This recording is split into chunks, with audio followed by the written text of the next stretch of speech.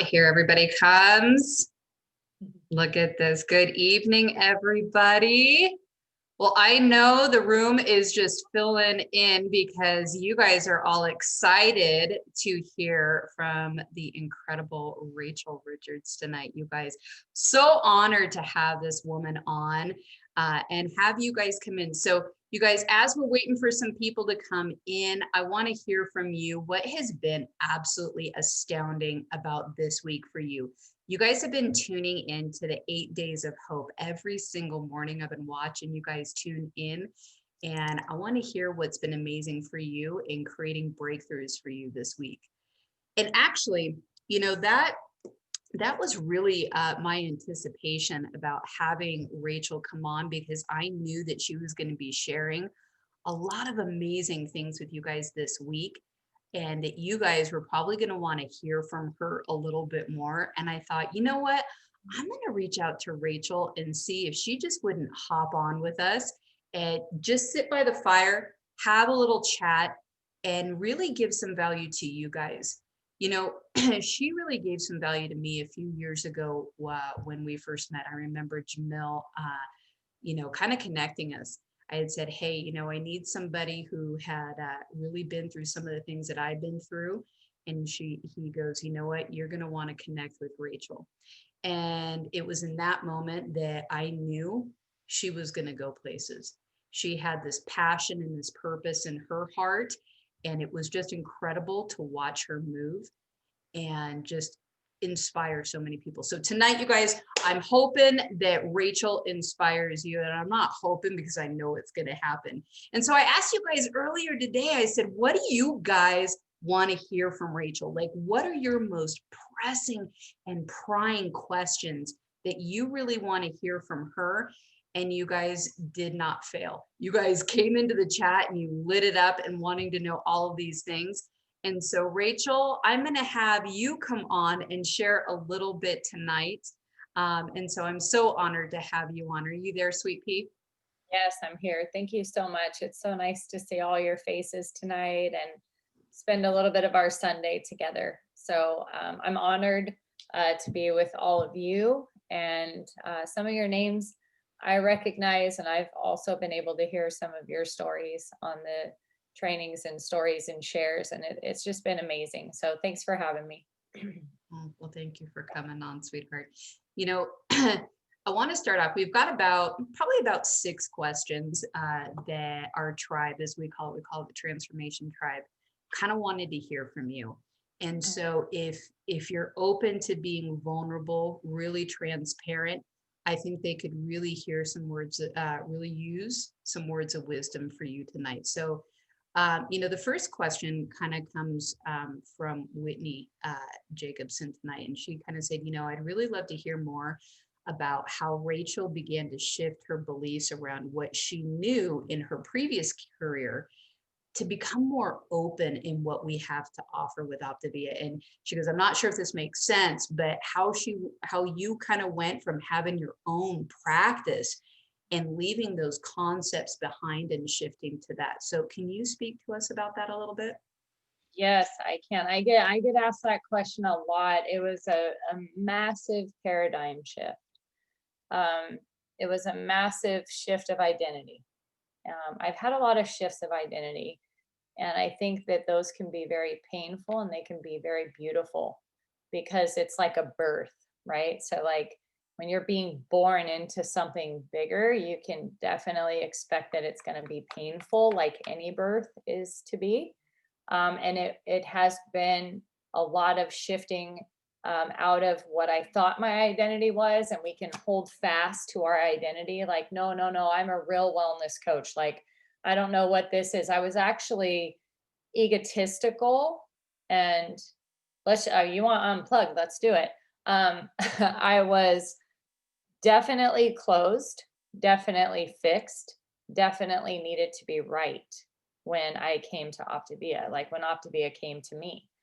And I was interested enough to keep learning more about it, but I was fighting my identity the whole time, where I'm like, wait a second, I'm like farm to table and real raw food. And I work with CSA farmers and I'm doing whole body wellness. And I come to this convention to check out Optavia, and the packaged food just had me reeling. I was just like, oh, wow, this would be the sellout of a lifetime if I were to do this. I'm just telling you, like, all the things that were in my mind. And then I heard Dr. A's vision, and he got up on stage, and there was this moment where, and keep in mind, at this moment I'm investigating Optavia. Okay. I'm trying to figure out if I can bring it into my practice without offending my brand promise or what I had been blogging about. I had written a book about something already. Like, there was a lot of like, hold on, this is my identity, but this thing just keeps nagging at me like Optavia does for everybody. And it's because it's so amazing that you like can't get it out of your head. So I go to this convention and I don't know anybody there. I'm staying with some roommates. I'm actually judgmental. Like, while I'm there, I have a wall that's like a huge wall, you know, and it wasn't, I'm so grateful that I'm not that person anymore, but that's where I started, and I was fearful. Everything was based in a fear, of like, what if I make the wrong move and I hurt my brand? My brand has been Channel My Wellness for almost a decade. So I hear Dr. A, and I hear him say to everyone, stand up if you're a health coach, and all these people are just standing up. And I had just bought my kit a little bit reluctantly. And he said, the truth is that me, with all my capital letters behind my name, I will not be able to change lives without all of you. We will not be able to make a difference in globesity. We will not. I have the antidote, but it's as good as nothing if common everyday people don't go out and demonstrate to another person what they have learned, even if you're one feeling ahead, even if you're. And he just kept going, and he shared his story about walking away from medicine. And Lori was up on stage, and she started talking about how they bet the farm on it and cashed out their life savings, and that she was the company's first health coach. And just everything aligned. My vision, my heart was like, I align with that. Like, that's what I want to do. So what I want to do and what Dr. A wants to do, it's the same. Like, I wanted to give people an alternate path. I wanted to get people to be the dominant force in their life and get into prevention and not reactive medicine. And so I was like, at the core, we're the same, but I needed to figure out how it was going to work, and really. And at the end of the day, you guys, I had a big decision to make. Did I want to keep helping 2% of the population or 98? And that hit me like a ton of bricks, because people said to me, that's awesome. How many people can do that thing that you're coaching? The farm to table, the probiotics, the meal prep, how many of your clients are even at a healthy BMI? And the more I had to stir and just go, yeah, I don't have a scalable solution. I don't have. My model was 1-to-1. Like, I have to be sitting in front of you. I think it's Cresta. Like, you and I have to be talking. You have to be paying me a retainer. I'm going to give you a little nugget. You're going to go to the store. You're going to spend a bunch of money on different things I need you to source. Hopefully you're pretty motivated. I'm doing nothing for your mindset work. And it just wasn't working. It was noble. It felt good. It was very hero coachy. And it just didn't align with my deepest desires of helping a lot of people. And I had to get out of my own way, and just, it was, I grieved it. I'm not going to lie to you guys. I grieved my office. I grieved my brand. I was like, wow, this is almost like, I feel like I'm reducing, and that's okay, for me to be reduced so that other people can be elevated and I can help more people. So that was one of the things that I wanted to share with you guys tonight. Is there any like follow-up question to that, or did that make sense? Whitney, was that helpful for you? Yeah. Yeah, and let me give you some cornerstones too, because I did elimination protocols. So that means I would help people figure out who the bad guys were. Are they allergic to, corn or wheat? Or I had gut health protocols. I had elimination protocols. I wanted them to be in a caloric reduction because that's the only way that you truly detox at a cellular level, right? Because you're creating this very fancy word called apoptosis, like basically making a cell get healthy or making it die, like one of the two. Fat burn does that. Gut health is in the food. They never remembered to take their probiotic. When I wanted them to determine what they were allergic to, I needed to figure out who the kryptonite was. Optavia is pretty darn gluten free. I mean, it's like the lean and green has no gluten. Most of the fuelings don't, some do. We were able to see that they weren't lactose intolerant. They were just suffering from gut health, and now they could eat certain amounts of dairy that was in the food that they thought they couldn't. So a lot of the cornerstones of wellness, hydration, what we refer to in wellness is life force principles. So your body has these life force principles. First is oxygenation. You can't go more than 3 minutes without air. Second is hydration. You can't go more than 3 days. So it goes 3 minutes without air, 3 days without water, 3 weeks without food. So now we're on to nutrition and movement and detoxification. So when I looked at Optavia and I stopped being a skeptic and I went into this curious creativity mode of like, let me really look at it, I was like, holy crud, it's everything that we would want to do in wellness. It's everything. Like, I need them to have iodine. I need them to have copper. How many people take copper? Nobody. It's in the food. It's like a thyroid protocol in the food, the vitamin B12, B6, whatever, in the food. Protein. Oh my God, women miss protein by a mile every day. They don't anymore. We miss our fiber by a mile every day. We don't anymore. So it was literally everything I was trying to create for a fraction of what I was charging out there. And then they still had to go buy all their food and everything. So now I'm like this radical evangelist, right? But in the beginning, I was a really gnarly skeptic, like, honestly. I love this so much. I think the thing that hit me the most was what you said, that it was a scalable solution, right?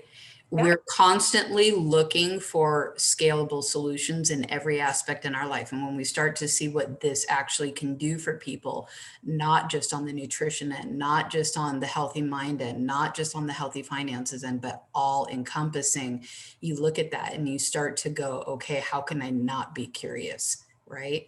How can you absolutely. not try to want to die to that ego a little bit? And I remember you telling me that. I remember you telling me that somebody had asked you, okay, great, but how many of your clients are at a healthy BMI? Yeah. And why is that important? Because metabolic syndrome and where I came from, everybody had autoimmunity pretty Mm. much. I specialized in autoimmunity. That's how I started because I had autoimmune and I had to, create solutions for myself. And when I looked at it, I'm like, ooh, I love this protocol because they get them off sugar. There's no bargaining. It's not like Weight Watchers where you can have a Twinkie for breakfast and then you're going to have celery for the rest of the day because you blew all your points. Trust me, I would do intakes and I'm like, okay, so you had a Twinkie and that's like 50 points. And now you're having radishes and celery for the rest of the day. What is that teaching them? Plus, they're going to have those addictive craving cycles because they've let the kryptonite in, whereas we usher it out and we say goodbye to it. It's a 72-hour withdrawal cycle. You're done. Let's get the crazy guy out of here so we can start thinking straight. Like, there was so much stuff that just made sense that I was like, more and more and more. bought in. And yeah, the scalable was so important to me because I genuinely wanted to help a lot of people. I just didn't have the means to do it. And that's why I believe in our mission so fully. Each one, teach one, go. Like, get out there and give it away. You got it, go give it away. Don't hold on to it too long, go give it away, because you're going to forget what you've learned unless you reverse engineer it. So I fully believe in it now, but I mean, there couldn't be like two more opposites, I don't think. Maybe there is, but I definitely was a pain in the butt for the Bombas. Like, I'll never forget the day that Michelle was just like, oh, can we please work with you? Like, will you, will you get out of your own way a little bit? Yeah, it was tough. I was a know-it-all, like, but I knew nothing. I knew nothing enough to help that many people, you know? So yeah, that's a really great question. I could talk about that one for hours, literally, because it's like so humbling for me. And I know that there's hope for people like me out there. So don't be intimidated by people like me, because you know more than they do. Trust me, you do. It's so hard. And I remember, I think that's why I loved you so much. It was because we were very, very similar when we started this, just fighting that ego. Well, what about this? What about this? Show me the white papers. What about this? Just not coachable. But, that kind of leads me into my second question, girl, and this kind of comes from Jay, and she kind of wanted to know more about this. Like when you started, you had this full time investment in this career that you had built. Like, how demanding was your role? How did you kind of juggle it with coaching? How did you make the transition? And more so, I think what it is the family life, right? Like, how did you juggle all of these things, being a mom, being a wife, having all of these family dynamics, and how did that allow you to switch to coaching kind of full time and move into that? Yeah. So originally, when I started with Optavia, I had a practice where I was there, like, call it 8 to 3 or 4 o'clock in the afternoon, seeing client after client after client. We did like pain management treatments and things like that, where I actually had to like perform a treatment that we did in the office as well. So it was very busy. And I started in the cracks and crevices of my day. I definitely multitasked, where I had a client that would be talking to me about how much her knees hurt and stuff like that, and I would talk about, what getting to a healthy weight would look like for him or her, and if they were open to that. So sometimes they would be getting their Beamer treatment and doing a health assessment at the same time while they were getting their treatment. We would do their check-ins while they were getting a treatment. I had to itch and scratch to get it done, and I had to really let people know, hey, this is when I can do your health assessment, and this is when I can do your night before call. And what I found was, when people are really ready and someone sets that professional tone with you, they go for it. But if there's this spirit of scarcity of like, oh my gosh, if I wait 2 days, are they going to go away? And I didn't have the luxury to have that mentality. Okay. I didn't have the luxury to have that mentality. I was like, well, I have treatments all day, and then I coach cross country at this time, and I do this at this time, teaching spin. Like, I'm a big plate too. So I think part of what I wanted to say is, there's no shame in being a little plate. There are people that are little plates, and then there's big plates. And when you work with teams, this is really important. Little plates get overwhelmed very easy, and the peas start falling off, and it gets intense for them. Okay. That's not my personality type. So I think that this is something where sometimes we think this is a skill set, and it's not a skill set. It's actually like a native disposition of like, I'm a small plate. Like, I got to work in structure. I don't like a lot of things going on. Small plates have to learn to say no a lot when they're growing their business. They have to learn to say, I can't go to that function. I can't talk to this person over here. I can't watch these shows. They have to make a little more margin in order to do that. And then you guys know there's personalities that are just big plates. They love to be busy. The busier, the better. The busier they feel more fulfilled, right? That is my personality type. So I think that's important because sometimes we can get into comparison when there's no small plates do big things in this world too. And they do it sometimes sharper and with more quality and less, peas falling off the plate. So know who you are and don't be upset about it. Like, know who you are. You can still be stretched if you're a small plate, and big plates can be stretched to quiet the noise and get down to that quality work. But for me, I itched and scratched. I worked in structure. I only started with Optavia. Like, I gave Optavia about 5.5, 6 hours a week. um they were high quality hours though. Like, it was like health assessments, night before calls, getting on. I watched trainings late at night in my bed. I burned the midnight oil a little bit to try to figure out if this was worth opening up. You guys have heard me say it on a training. You start in the cracks and crevices of your day, and it's messy and you're itching and scratching. And then you see that it's worthy enough to pop a window open.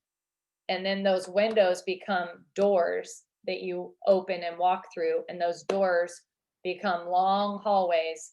And those long hallways lead to breakthrough and crazy freedom. But you have to be willing to do the itching and scratching if you want something amazing. And I wanted it. I really wanted it, but it did not come easy. And at some point, I had to sit here and go, am I going to close my practice? Am I going to walk away from the office and working with doctors and these things? Like, this scratches my ego, but this is changing the world. And I had a big decision to make, and I chose to close the office. And I had never been able to help so many people. So it was clear what I needed to do, but I grieved a little bit of my identity. And then I celebrated who I was going to become. This is just breakthrough. I love the small plate and big plate. I'd never heard you talk about that, but it's so true. Know who you are, and what you can put on your plate, how much room you've got, who you are at your core, and don't try to be somebody different, but you can always find ways to kind of manipulate what you got going there. Posture and structure. It is. I heard that your posture was strong. Don't let your business kind of run you, and posture it that way, which is actually what leads me to kind of number three. Ashley, Cresta, and even the Lauterbachs kind of asked a similar question about this, because I think they want to get better at this skill. They want to know how you kind of posture your client check-in calls, how you manage, honestly, all of your clients. And really, how do you implement doing a 10-minute coaching call on a 1 week call? Like, they're always feeling like they end up talking about food, or somebody's running their calls. So how do you really coach your clients well within structure and posture to make it very simplistic for you or for them? Yeah, I think you have to embrace your skill set around sharpening your ability to cast vision for the client. They don't have it when they come to you. If they did, they wouldn't have called you. So, like, who's going to cast vision, right? Who's going to awaken them to this is going to be, I don't coach diets, I don't coach kickstarts. I say this stuff on my health assessment. I'm so grateful you reached out to me. I'd love to see if we're going to be a fit. I'd love to see in the next 30 minutes if any of the protocols that I coach are a match for you. If I'm not saying, oh, it's going to be, you have to do my program, it's going to save your life. No, no, no, no, no. I too am interviewing you. Like, I'm not saying I desperately need this order. I'm saying I really hope that we're a match. Let's see. Let's see what's going on. Let's see if anything that I have will benefit you. And let's see your level of readiness to receive it in this next 30 minutes. Like, I'm not let go. If there's anything to let go of desperation, let go of scarcity. You've got something incredible. So posture it that way. I'm so excited. I coach Breakthrough. Breakthrough has some very different attributes than a diet. And if this is a fit at the end, I'm going to explain what I'm talking about. Like, but I assign them little responsibilities from the get-go. I tell them most of the work that you're going to do is going to happen in between our check-ins. Like, I let them know integrated health. Do you know what the definition of integrated health is? And they're like, no. It means that you are an integral part of it, and that you're integrated into every aspect of this healing. And you are the primary, like, I can't do your push-ups for you. I can guide you, but I let them know that level of responsibility from the beginning, and that I let them know I require good communication. So like when I send you something, I'm going to give you an example. I'm going to send you some text day 1 through 7. When you're done watching the video, give it a thumbs up so that we can start our communication cadence. Like, I need to know that what's going out is getting received. And I just make sure that that tone is set. Like, not an arrogant tone, I'm telling you what to do. But if you want the things that you want, it's going to feel different than anything you've ever done in your natural born life. And I don't soft sell that. Okay. I don't tippy toe around integration. I shout it from the mountaintops. You're going to love your Wednesday night client meetings. You're going to love them. I ask them on the health assessment, real nonchalant, like, what's your Wednesday at 5:30 look like? Nothing, just cooking dinner. Great. That's your client meeting every week. I'm going to need that to be a rock in your schedule. You're going to love what you hear on these calls. Like, I'm not like asking, like, you know what I'm saying? It's a lot of that. I got the prescription pad for breakthrough, and I want them to really have all the aspects of it. So I think that I could talk forever about that. I talked a little bit about it on the call this week, but I think it's really a discarding any scarcity, any imposter's syndrome, that, oh, I don't know enough to have that level of confidence with them, and quieting your inner mean girl or guy that tells you things that are not true. So it's exciting because you can come at it from a place of not authority, but you gotta coach it, right? You gotta coach it. So yeah, I don't know if that helps exactly. That's such a meaty topic that it's hard for me to give a lot there without going off topic too long.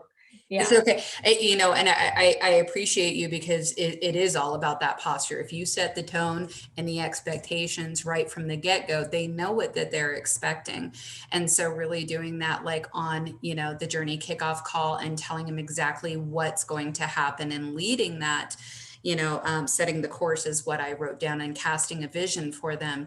You're helping them and leading the way in that. So lots of great Setting the course. That's such a good way to say that. Setting the course. Here's how this is going to look. And I let them know we're only going to talk about food for the first week, and then we're out of there. And I mean it. Like, you can ask the coaches on my team, like, if we're talking about food at the 1 month call, I'm just like, wait, what happened?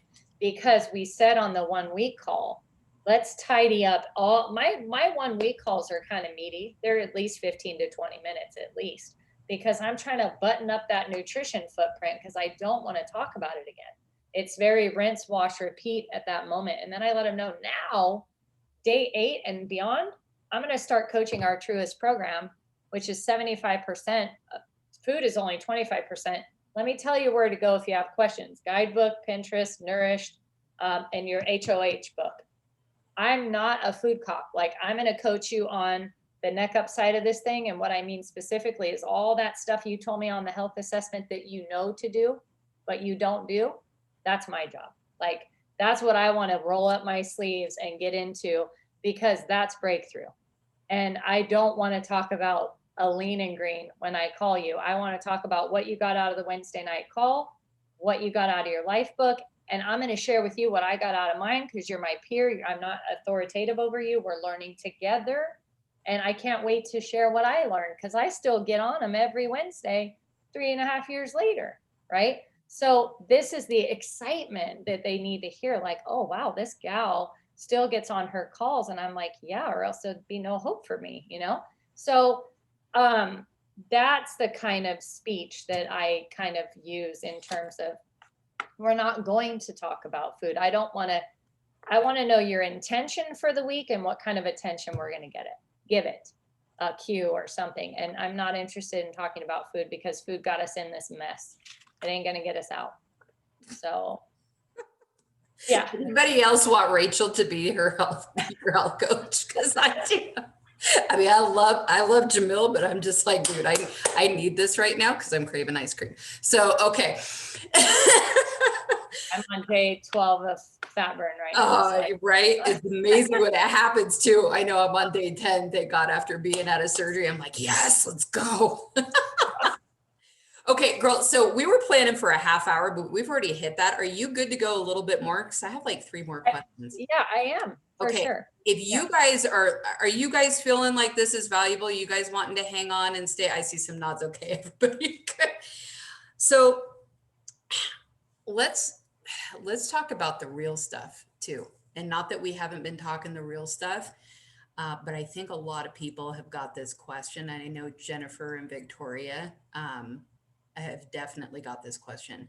They want to know, as a mom, how you juggle life, kids, husband, frustrations, what a typical day looks like for you, and how do you figure this out and structure it? I know it's a big question, but how do you do it? Yeah. So I think that number one, I love to rise early in the day. Like that was just a decision that had to be made. Am I going to play this game where I'm behind the 8 ball, resenting being behind the 8 ball, resenting that I was just about to do a go live and someone just walked in my room wanting to know where how to work the toaster or whatever. At the end of the day, that wasn't working for me. And that would have been the definition of insanity to keep at it. So I just made this decision that my sleep would become important, that I would have this twilight routine, especially after we went through that in a reading challenge with our team. It was like, hey, this sleep thing is real. we have to embrace this like we do talking about lean and greens, and let's hold each other accountable to better sleep so we can rise early and get ahead of that day.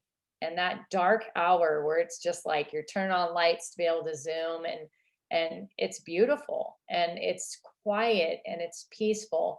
And I resented it at first because I like my sleep and I'm like, oh, this is rough.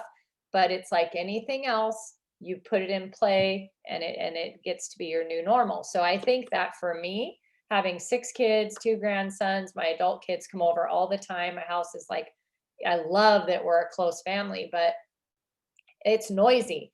So that real quiet morning hour, like 5 a.m., just like thinking, pouring into myself, my workout, my personal development, my nutrition, my water, my coffee, my just me time, like that this is full so that when they rise, I'm ready. And I'm going to be able to receive them in a space that's, positive.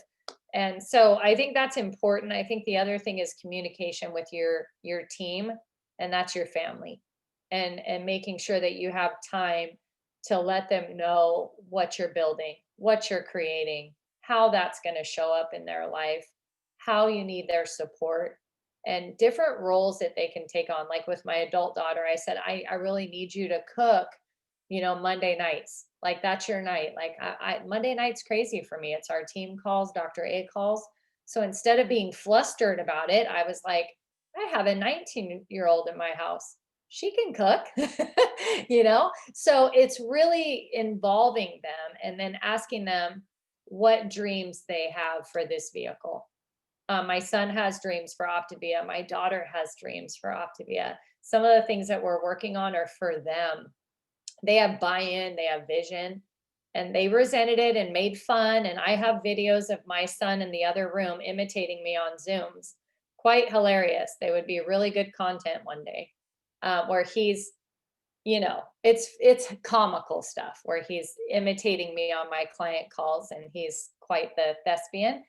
So you can expect all of that, but at the end of the day, they honestly are so proud of us and what we're doing, and we constantly communicate the heart of what we're doing. So I just think communicate with your team, your kids, get their buy-in, have them take pieces of what's weighing you down. You'd be shocked, even young little kids sorting laundry, whatever it takes to say we're a team.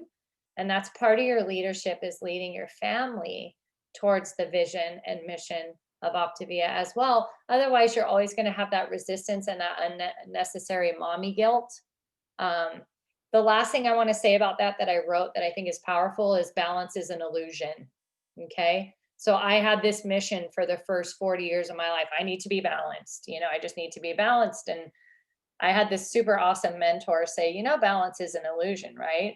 And that you only know that you are balanced when you're imbalanced. Like, imbalance leads you to the middle again. Every time you're imbalanced and you go, oh, I'm getting too work centric, I haven't had any quality time with my kids, then you come back to the middle. And then you get a little too kid centric and you're dropping balls at work, and you got to come back to the middle. So this whole idea of like, I'm going to strike the middle every day, let me know if you figure it out, because I haven't. And there's more freedom in just saying, you know what, I'm going to go there less often, and I'm going to stay there shorter durations of time. And that is progress, because mommy guilt says you have to strike the middle every day. You have to strike the middle every day. And that will kill you, because there isn't that middle. It's what it is, if you really want, it's a healthy tension. It's like a rubber band of like, hey, Annika, you're getting over here, and kids and hubby are like, hi, mom, and you feel that little tap, tap. And then you go back to the middle and you communicate and you apologize and you create strategies with them. Okay. But this idea that that's not going to happen, that will kill you, and it will squash your dreams, because it's not realistic. That's the hard lesson I had to learn, and I'm still learning it, but I hope that sets somebody free who's trying to be balanced. It was the best thing that I ever heard too, is that balance was a mythical creature. It was a unicorn. And I was just like, we always talk about we're all unicorns, but it was a blessing. So you guys, if you guys didn't get this, number one, as I like to say it, beat up the family, get up before them, rise before everybody else, as Rachel was saying. And then number two, communication and family, create that game plan, get their buy-in. I also heard leverage your time too in doing the things that, if you don't want to do it, automate it, or have, your kids do it. That's what we have. Jeremiah's doing dishes right now. He knows as soon as we're done with dinner, that's his job. He takes care of that stuff. So I love it. And then really balances that mythical creature. So this is good. So this is all said and good, girl, but when life starts to throw curveballs at you, how do you stay focused on your goals? Anita really wants to know this fifth question. Like, when life starts throwing you these hard balls, how do you stay focused? I think I choose my hard a lot. The thing is, this may not be true for everyone, but I have the unique perspective of what it looked like before, even before Optavia. So before Optavia was NCR, being an executive, running an international division. And I think about the grind and the sweat and the blood and the tears and the commuting and boarding airplanes on special days and getting held over and flights canceled and missing more special events. And, when I started out, I didn't have the luxury of, I had to work. I had 3 daughters that I had to provide for. And I was the only one. I was a single mom, before all of this. So I remembered how hard that is. And I see it every day. Like, I see people, I was talking to Tim the other night and I said, we have that place, you think, well, I want to work somewhere where they have like Keurigs and they have nap pods and they have yoga instructors and they have, like, I remember touring Google when I was with NCR, And this is like this dream work environment. You know, they have this kitchen and it's stocked, and guys, we have that. You know, we can work from home. There's your nap pod. You know, you've got like all, you can work in your jammies and slippers. And so sometimes when I start feeling that, like, oh man, this is too hard, I draw back on a harder hard. And I'm like, oh, no, no, no, no. I gave corporate America my blood, sweat, and tears. And they patent, literally, they patent, you guys. I kid you not. I wrote a book for this company and they patented it. And this has made them millions of dollars since I've left. I'm not doing that anymore. Like, that's hard. You know, building other people's dreams is hard. Commuting is hard. Being told that you can't get the day off is hard. So yeah, when I'm feeling that, where I'm just like, oh man, I'm not feeling it today. Um, my husband was recalled. He's in fire season. I've got, you know, for example, his calls and my calls will land up on my calendar because he's a fireman. And so sometimes I'm just not in the mood.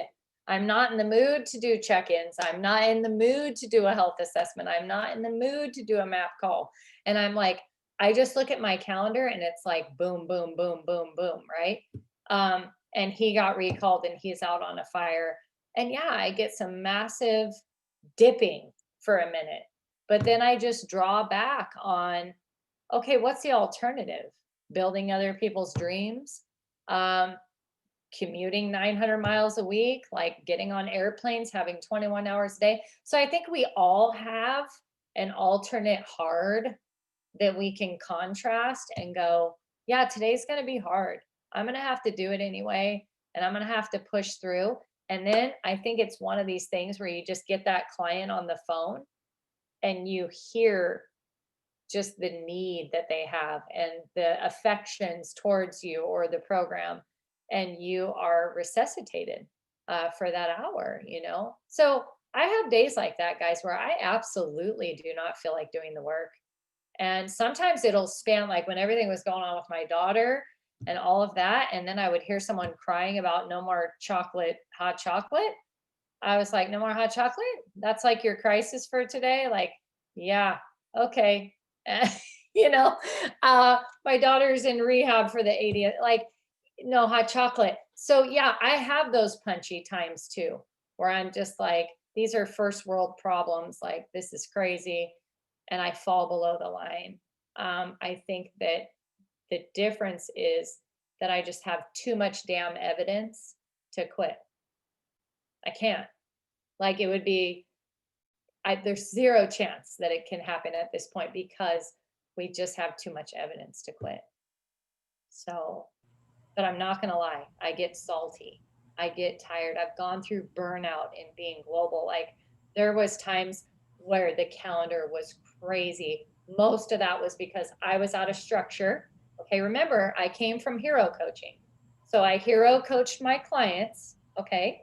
And then I had my hand slapped and I stopped doing that and I learned structure. But then what did I do?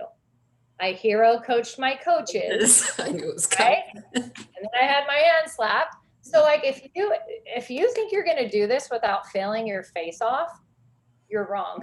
Like, you're going to fail and fail and fail. But like, you just have to get back up after every failure. And for me, the sanity was, I decided at Go Global, I looked at my husband, I said, I'm going to give this 5 years, just like I did NCR. I gave them almost 20. You're kidding me. I can't give myself 5, you know? So like, give whatever you've given to someone else to you, but just don't feel like you have to keep redeciding. I think that's the most painful thing ever, is like, oh, am I going to coach? Well, I don't know if I'm going to coach in 2021 because I only have the, you know, just decide for like a duration of time that takes it off the table so you can start acting in it and make that decision. You do not have to redecide every day, just like our clients don't have to redecide every day if they're gonna honor the 5 and 1. That's the most painful program we have, right? So I think it's that, but I will tell you, there are times where I was like, I don't know if I could keep up with this calendar. And it was because I was hero coaching my coaches, and I was doing it I was actually building their businesses for them. I was really good at that, doing things for other people. And um, now we're working on our business and trying to get to IPD, and it's all about skill transfer. So when I look at my little clients on my map, I think, what does this person need? What skill do they need? When I look at each coach on our team, what does that entity need? What mindset do they need? What skill set do they need? What actions do they need? How am I moving them forward? Every client interaction, how are you moving them forward? How are you moving them forward? And then it doesn't get so hard because everybody's moving forward and you're not dragging them. So I hope that helps, but like, be willing to be messy because it'll show you your deficiencies and then you can shift.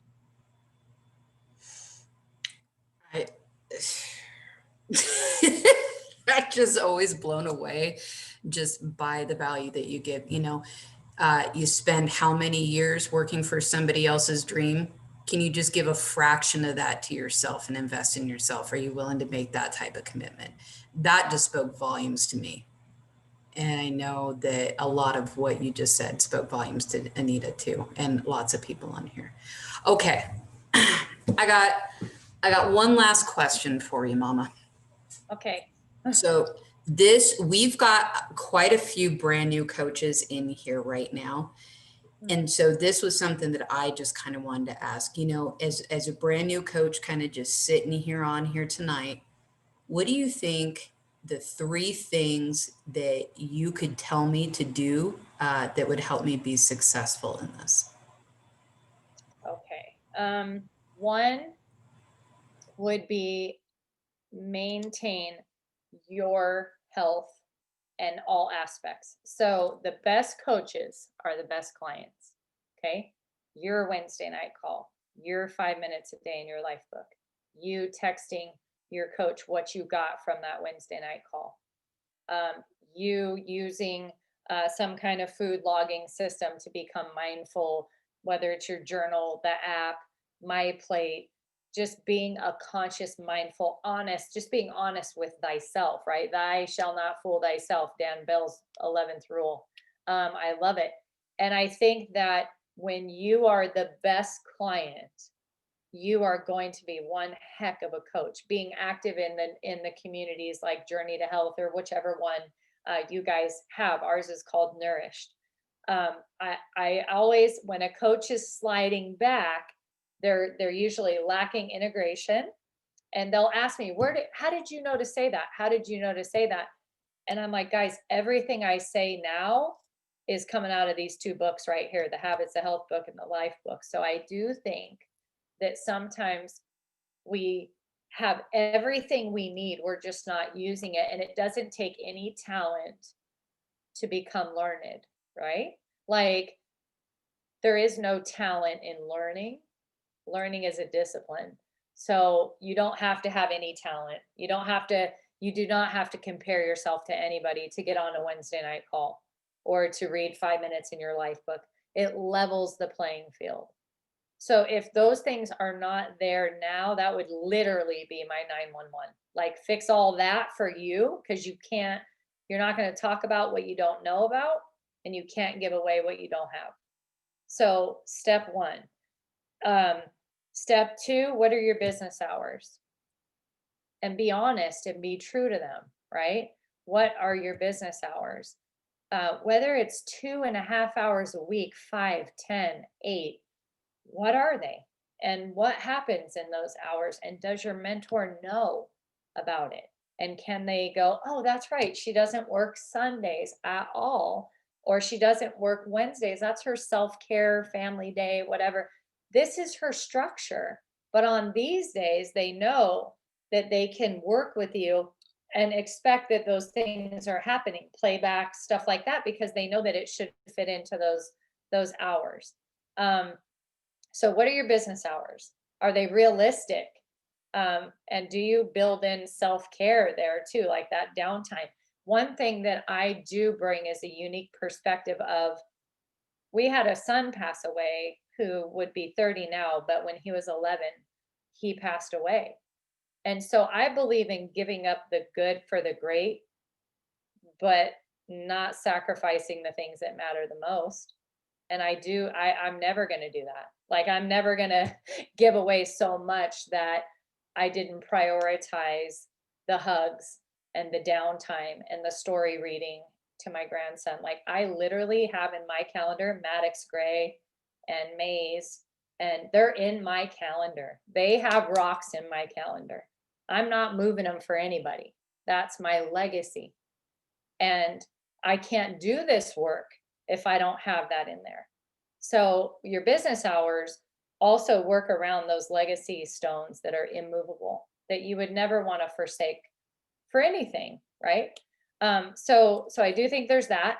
And then thirdly, I would say, we used to say this in corporate America, work for the job that you want, not the one that you have. And so I have this thing in front of me that says, what would IPD Rachael do? Right? So what would integrated presidential director Rachael do? And so my responses are not at my current mindset, because my current mindset is trying to grow into that. I'm trying to be able to handle that type of leadership. I don't want to shrink it back. So when you think of yourself, don't think of yourself as, well, I'm just a manager, I'm just an associate director. No. Who are you becoming? And start acting as if, okay? So like, I was so hungry growing up that I would look at people that had the job I wanted, and I would be like, I'm going to work like that person because I want that job. I don't want to be in this call center. Like, I want to be over there. So my boss is like, don't work for the job you have, work for the job you want, and start posturing that within yourself, those behaviors, those attributes. List qualities of other leaders that you admire and start putting one of those on one at a time, like you would an outfit. Okay. If they're punctual, put punctual on for a whole week. If they're a great speaker, enroll in a Toastmasters class. Don't admire them. Go do something they're doing, right? Like, they put their pants on the same way you do. So the admiration is great, but like, make the list of those qualities and then just chip away, and become that person that has what you want.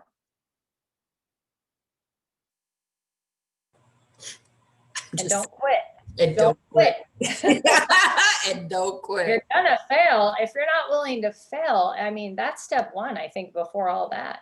Step one before all that is accept it, that you're gonna fail. You're gonna drop balls. You're not gonna be everybody's cup of tea. I'm not everybody's cup of tea. I'm not trying to be.